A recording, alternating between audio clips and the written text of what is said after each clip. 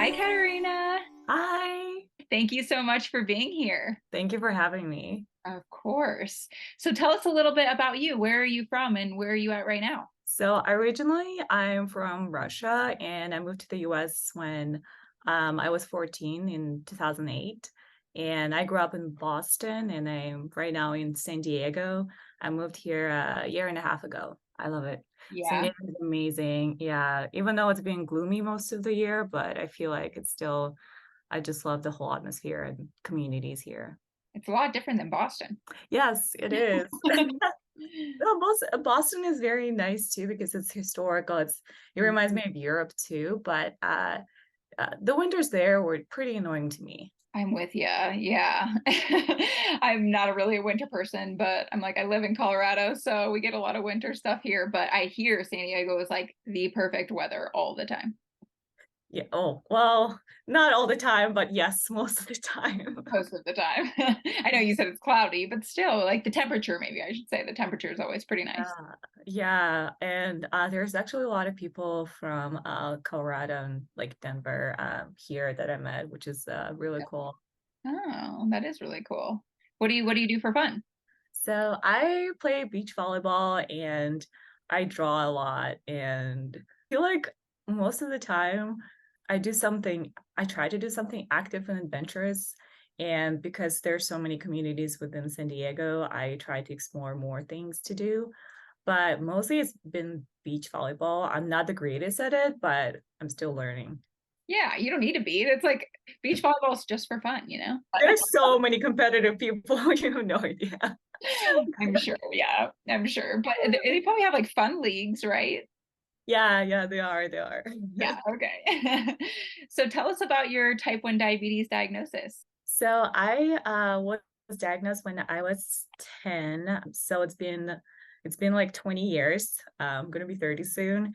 And I was still back in Russia. So it was around 2003. It started with actually a bunch of symptoms, like maybe a year or two before, because I was losing a lot of weight.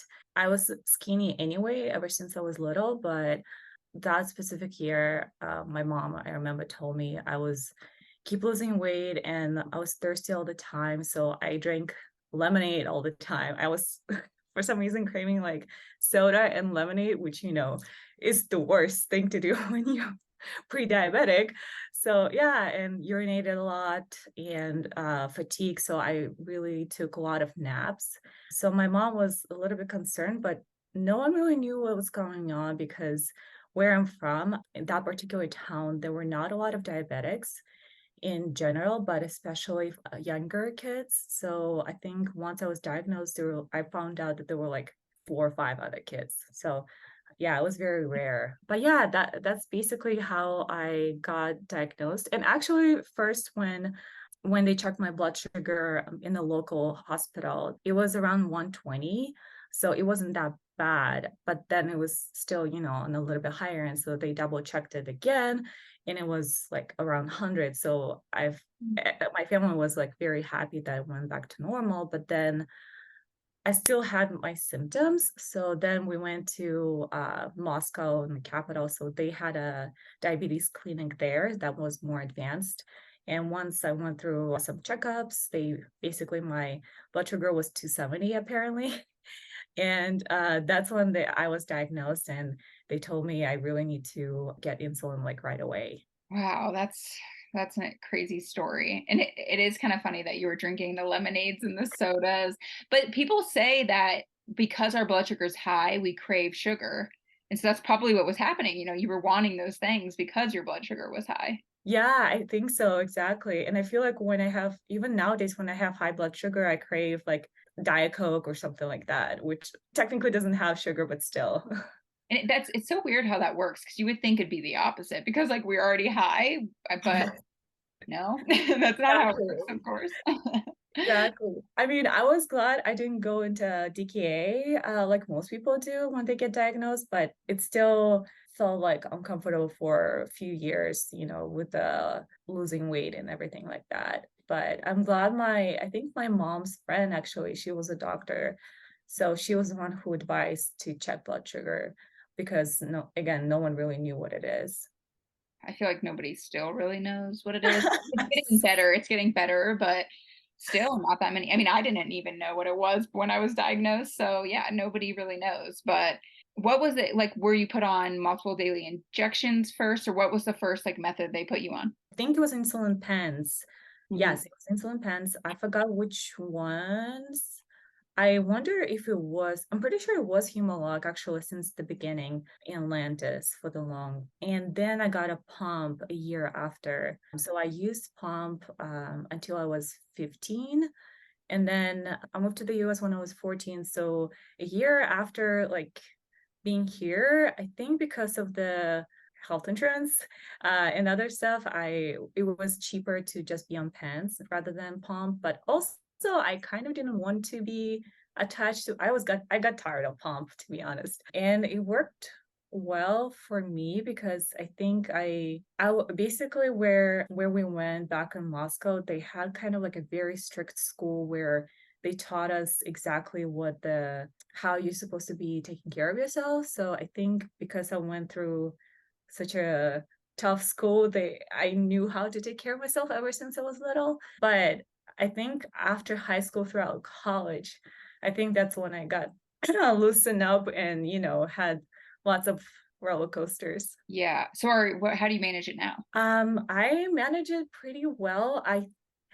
It depends who you ask. So, you know how we all have our different methods. So, apparently, my friend who's also a diabetic, she likes to keep it always within the range of the lower side between 70 to like 90 or something like that, which for me, it feels like it's low already.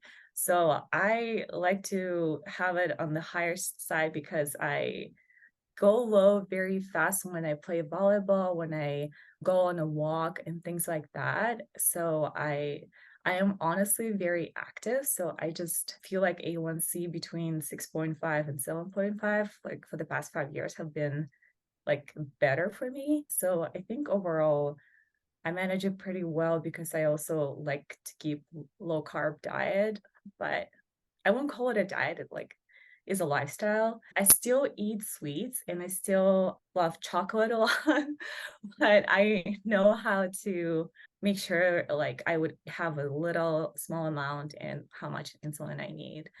I'm not as strict with carb counting as I used to be, and I think that mentally made me feel more comfortable because I think I used to be obsessed over it, and I think for your mental health, it's more important to just be in balance with everything. Yeah, I agree 100%. And good for your friend that can keep her blood sugar under 90, because I'm like, wow, that's impressive. I don't know how anyone does that. But I also follow a low carb diet a little bit, similar to you. Like, there's times, of course, I'm not eating low carb, but overall, I try to, and it does help a lot. Do you wear a CGM? Yes, so I wear Dexcom. Okay, so that helps a lot too. I feel like with carb counting, because you can be a little bit more flexible with it. Yeah, exactly. It definitely made my life so much easier. I got it in 2021. I remember it was after pandemic actually, because again, I didn't want anything to be attached to me anymore after experiencing pump. And I think again, it came back to insecurity because I still am, I think, struggling with a bit of insecurity of having type 1 and like wear it openly. I became more comfortable actually after I met so many people on Instagram who made me feel more comfortable to that's who we are. But it still didn't feel comfortable for me to show it off. I don't show mine off very often either. My favorite spot is my arms, but in the summer I don't usually wear it there, because mostly because I don't want to explain what it is. I don't know if you feel the same way, but if I meet someone new, they're like, "Oh, what's on your arm?" And I'm like, "Okay, here we go. I have to do the whole explanation again." And so like I don't love that part of it, but I don't know. Do you feel the same way? Yes, exactly. Sometimes it's nice to spread awareness about it, especially when it comes to like my friends. But when it's just strangers, I feel like it's just extra attention you don't want. And yeah, exactly. Where's your favorite spot to put your Dexcom? On the lower back. Okay, like almost like love handle area. Yes, yes. Me too. That's where mine is right now. Oh my gosh, I love it. I think that's just so it stays there the longest for me, to be honest. And yeah, and while I go to the gym and do stuff like that, it still stays there. I don't even use what's it called? Extra patches. Yeah, it's you do have to be careful sometimes. One time I did rip it off because I wasn't paying any attention. My pants just like ripped it off. So sometimes you have to be careful. But I agree. I think it's a great spot. My numbers are always like pretty accurate there. So I'm like, this is perfect. Yeah, yeah. And apparently, I think my friend actually told me originally Dexcom was supposed to be like the FDA tell people to use it on like to put on your stomach. That's where it's supposed to be in most correct numbers, but people put it anywhere and still works fine. So I can't wear it on my stomach because I sleep on my stomach and then I will get a ton of false lows. So it's funny because I'm like, I can't even do that. Otherwise, like I'll be beeping all night long. yes, same. I sleep on my stomach. That's Do you funny. ever wear yours on your stomach? No, Okay. no. I Yeah. think it's just yeah, uncomfortable for me there. I agree. I think though for G7 they did pass the arm. So I'm pretty sure if you have a G7, like it's okay to wear it on your arm now too. Yeah, okay. But I'm gonna stick with G6 until I don't know when because I feel like with G7 I heard like mostly negative things.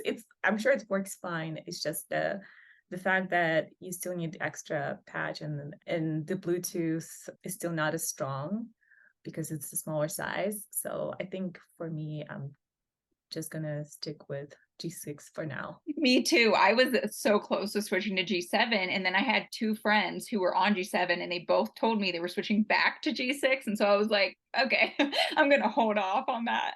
So I agree. I think they just need to, work through some kinks before most Yeah, of us can go on it, but yeah. you're on MDI still. You still use insulin pens? Yes, Okay. exactly. I basically most of my life I used Humalog and now switching to different insulin, to be honest, my body reacted a little. There were a lot of highs the first few weeks, but then I think my body is adjusted right now. Is it the same way with Traceba?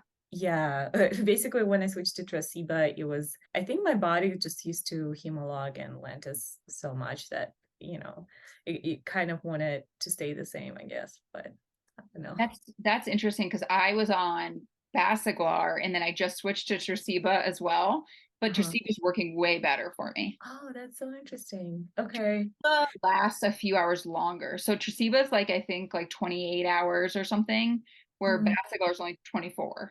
Oh, yeah. And that's what they told me that Lantus also doesn't last as long. And that's why when I use Lantus, I used it twice, like in the morning and at night, and tiny dose at night and the higher dose in the morning. So I still sometimes actually do that when I have like heavy fat dinner because, for me personally, lots of fats, they slowly raise my blood sugar. So I know that I need a long-acting insulin. Yeah, I know Yeah. that's actually a really good tip to like split it when you're eating something higher carb or like pizza, something that takes forever to hit your body. And then Yes, exactly. Especially pizza. I know even some pastas I had recently, they I guess use so much oil in the dressing that I was actually going low because I did a pre-bolus. But yeah, those carbs didn't hit me until maybe 5 hours after. I was like, oh, okay, lesson learned. for pizza and pasta, I have to do, and I don't know if you're supposed to do this, but I do a split bolus for my fast acting insulin because I'll drop if I take all the units up front because of the Mhm. same thing. Like my carbs don't hit me at the right time and then I drop and then I'll go sky high later. So I'm like, I have to do a split bolus. But I don't know if we're technically supposed to do that, but that's what I do. I'm pretty sure a lot of other diabetics do that too, because yeah, again, the blood sugar rises pretty slow. Yeah. Yeah, I don't know. I've heard that if you're on pens, you're not supposed to, but who knows? It works the best for me. So I'm like, whatever, it's fine. Yeah, exactly. Whatever works for you, because the more I meet other diabetics, I'm like, I do this. They're like, this is so weird. I would not do that. So everyone has their different methods because everyone's body is different, but some methods they work very well for everybody. So Yeah. it's really cool we got a social media to share that because I think when before pandemic, I had no idea about all the tricks and all the things that people do, like the effect of alcohol, for example, on your blood sugar, because I didn't realize until maybe after college that it lowers my blood sugar, but then apparently I'm not the only one. For some people, it actually raises their blood sugar. So it's very interesting to see. Yeah, I agree. Social media has been awesome because I was actually diagnosed in 2021. So not that long ago.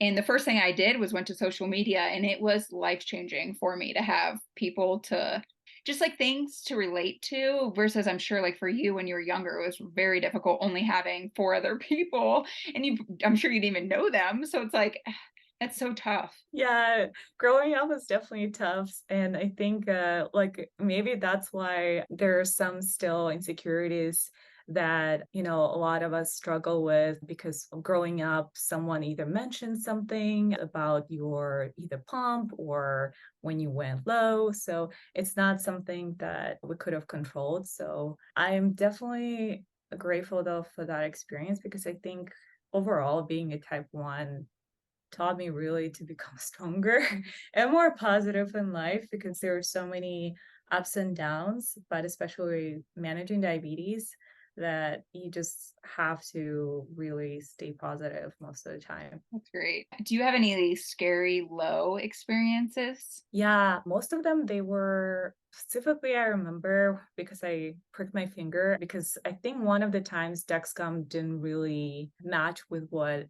how low I was. And I think I was in my in 30s. Last time I was actually playing volleyball and it was in the middle of the game. And please don't do that, anybody, because I feel like I felt still normal. I didn't feel low until apparently it started to make loud sounds. So I just still wanted to finish the game. It was so much fun. And then I got super shaky and thankfully my few of my friends were there to just watch over me, but I think the other few times it was just super random, either it was on a walk or on a hike. So that's the thing when I do like active stuff like that, I tend to go lower, so I try to be around 180 or even 200 before like such heavy activities, which I know sounds like crazy to some, but I just know then after I come back home, it will be 100 or 90. I think that's great, especially that you know that now, which is great. But yeah, exercise can be scary sometimes, especially if you have insulin on board, because you will just go right down and Yeah. go a little low, unfortunately. But I'm glad that your volleyball experience, you had friends around, because that's also scary if you're alone. Yes, for sure. I think when I lived in the studio actually back in Boston, I never thought of it, but someone asked me, Aren't you afraid you're gonna go low and pass out alone in the studio?" I was like, "Oh my gosh, don't make me scared now." Because I never thought of it that way. But I mean, I've lived alone and with roommates for so many years that and I never passed out from diabetes, thankfully. So I feel pretty good about it. I would think your chances of that happening are pretty small, so that's good. Hopefully, you would catch it before anything like that would happen. But what's your Exactly. go-to low snack? It's actually dates. I just buy a bunch and then put them in a small Ziploc. Those are, I think, my favorite ones, but the ones I actually carry around all the time will be like sugar packs, the brown sugar packs from Starbucks or like anywhere I see them, I just grab them. Smart. So yeah, because I feel like when I go out with friends or carry around a small purse, I just sneak in those little bags like everywhere. So they're just super easy. I just hate glucose tablets. I think they're so not delicious. I think you have to get the right brand because it does matter. Probably. But what my endocrinologist actually told me is that they specifically try to make them not taste good to avoid people not having as many lows so that it doesn't become a habit. And technically, we should not have a favorite low snack because we should avoid lows. But I was like, I see that logic, but we still have lows. So better to create something that tastes good. Yeah, that is silly. I guess I get it too, but come on. Yeah. What's the hardest part right now, you would say, like, for you with diabetes? I think overall it's just lowering my A1C. Like I said, I have this method where I try to keep blood sugars on a little bit higher end when I go somewhere to be active. That's the struggle right now. And also being more open about it on like anywhere. I know I've done a lot of posts on social media, but I think overall just showing it off to everybody, like we talked about, I don't like to be approached either and people asking what is this on my arm or something, but talking openly like on dates with anybody, I do that, but not on the first date, to be honest. I try to show my personality and my identity first. And then I don't think being diabetic is like the first thing I would define myself. So That's fair, especially with the negative connotation around just diabetes in general that the society has. It's probably tough. I'm curious from your dating experiences, like have people been nice about it or like have you gotten judgments from people? I mean, what has that been like? mix. I think overall it's been very positive and people are just so chill about it. But there was definitely one or two experiences when a person made me feel very not comfortable with it. And I don't think it's like to blame them because they were just not educated enough to know that I don't know, maybe you should not mention that, oh, that looks kind of weird, or oh, maybe what if your children going to be diabetic? And things like that kind of threw me off on a person. But even though we really liked each other at the beginning, I think throughout the dating that person, I just realized that he would not be the one for me for sure when he makes me feel uncomfortable with that was something that, I was born with and didn't choose. I think I hope no one experiences negative experiences like this, but I think it also taught me to just make sure to be not insecure about it because I feel like there will be people who just don't know about it. So, It's unfortunate because I've heard some stories from other people in the dating world that they've had very bad experiences with people saying rude comments and it's annoying, but the good news is there's a lot of men out there and a lot of people out there to date. So I'm sure there's plenty of good people out there. So don't waste your time on the ignorant ones. exactly. Yeah, I learned my lesson.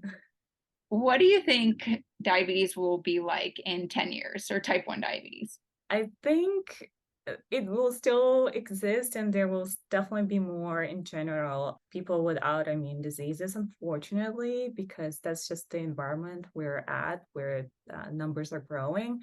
And overall, I think everyone knows the technology is skyrocketing right now. So it's going to go even further. And hopefully, there will be a way to check blood sugar without insertions. Like, I think pretty sure someone else talked about this before, like with a laser or other options, but that probably will happen maybe in 15 or 20 years. Who knows?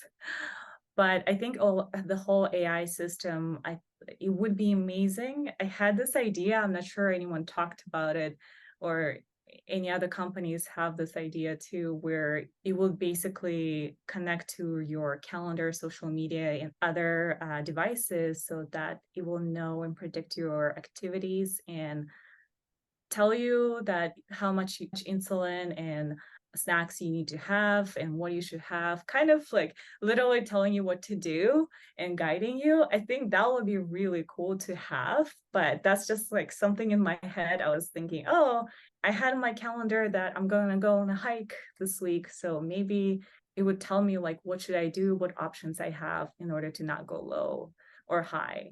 So that's just something in my head I was thinking.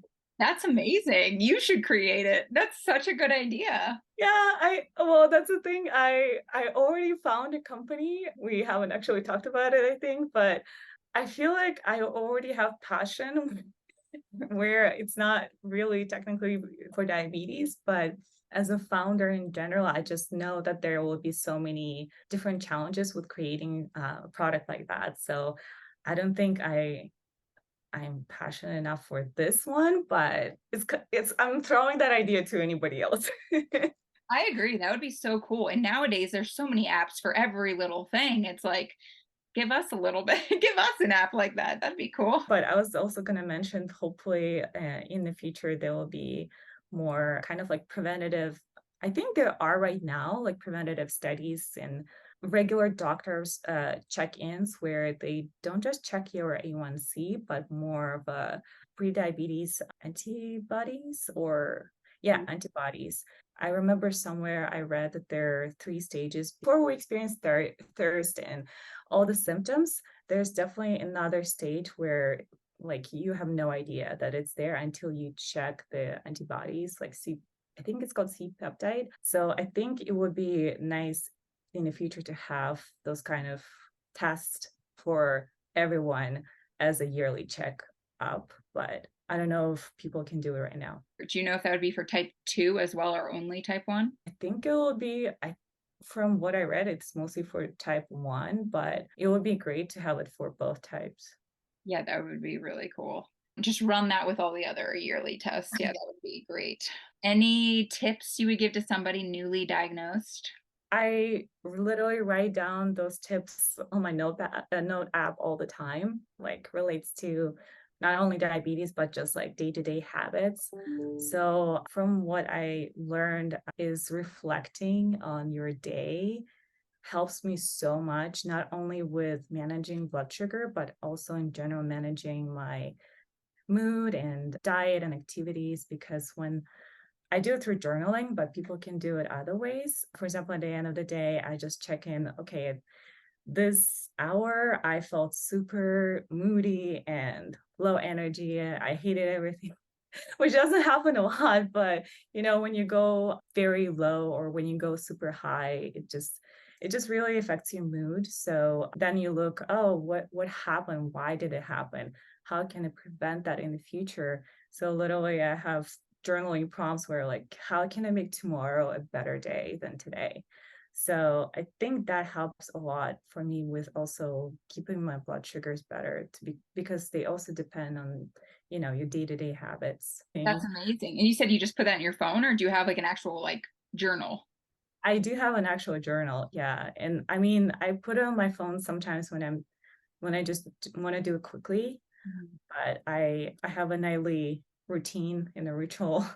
And I have a morning routine and a night routine that just helps me to set the day and then, go to bed too. I love that. I'm like, we're gonna have to hear all about your nightly routine in like another podcast. I'm all about like the morning and night routines. So I'm like, we're gonna have to do that, diabetes routines and things like that. Yeah, we totally should. Love that. But I think also overall, just knowing, I don't know what's going on out there. Like, I never heard about dawn phenomena until my endocrinologist told me why my blood sugars are always they used to be very high from 5 a.m. till 10 a.m.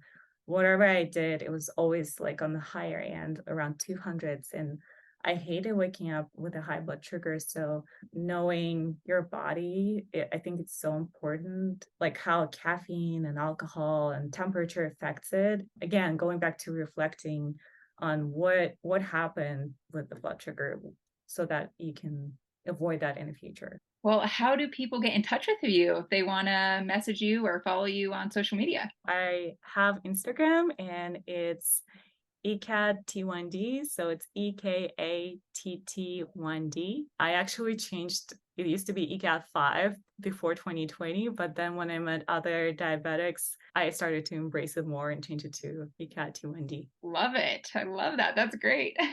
Well, thank you so much for being here. Thank you so much for having me.